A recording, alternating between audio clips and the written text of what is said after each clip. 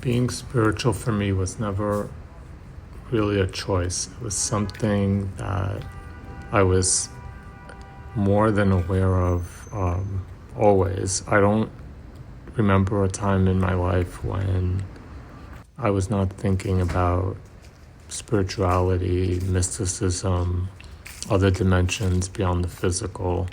It was always there in my peripheral vision. It was always present. My awareness of it was different and evolving, even though it was always there and present for me, like I believe it to be there and present for everybody. It is a human entity and opportunity and right and privilege that everybody has access to. And the difference is that the awareness levels are very unique to each individual. That gives spirituality a very profound depth because it allows all of us to approach it in a way that we can each understand it.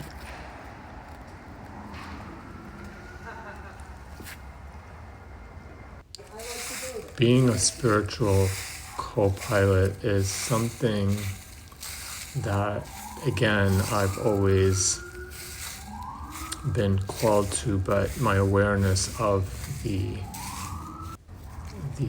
calling of that kind of a thing has evolved over time, from being a spiritual co-pilot to anyone that was in my environment unawares to me that I was a spiritual co-pilot, to the present moment when I'm understanding more and more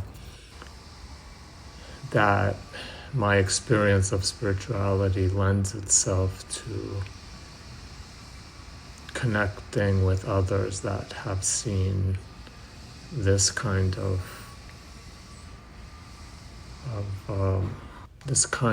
existence, this kind of awareness, this kind of connection to the nature that is beyond what we can know intellectually, beyond what we can know with words.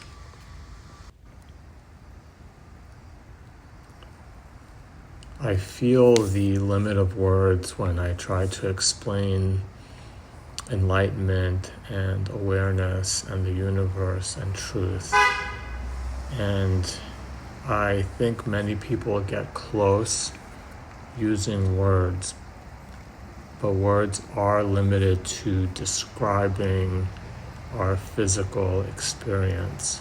When words try to experience, to describe the experience of spirituality, their words become extremely limited, even though some people have the talent to get really close to the spiritual descriptions with words. They are limited, and that's why it makes sense that certain spiritual traditions will not even have a word, for example, to describe God, because it's not something that a concept that can be described.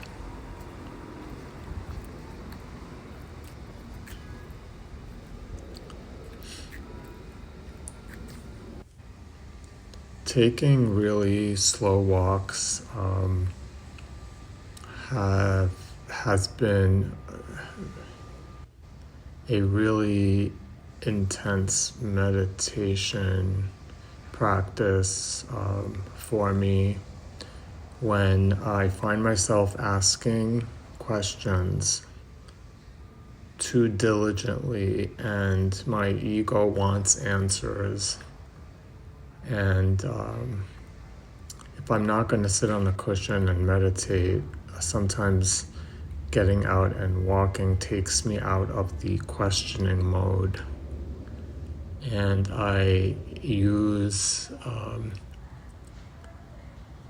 parts of the environment that I see as ways to stop thinking so much and get out of my mind.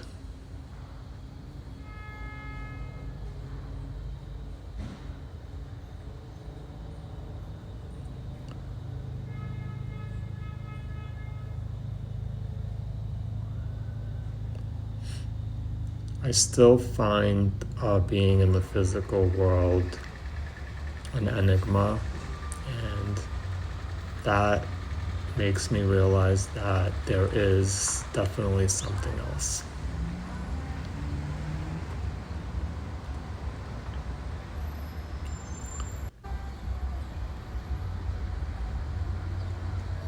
I feel great gratitude when I am able to turn on my awareness to the physical reality that is a reflection of my inner self, the truth that is within myself. I can see that everything is a projection that comes from inside me, and when I see that, I immediately have gratitude for the opportunity to be able to see it.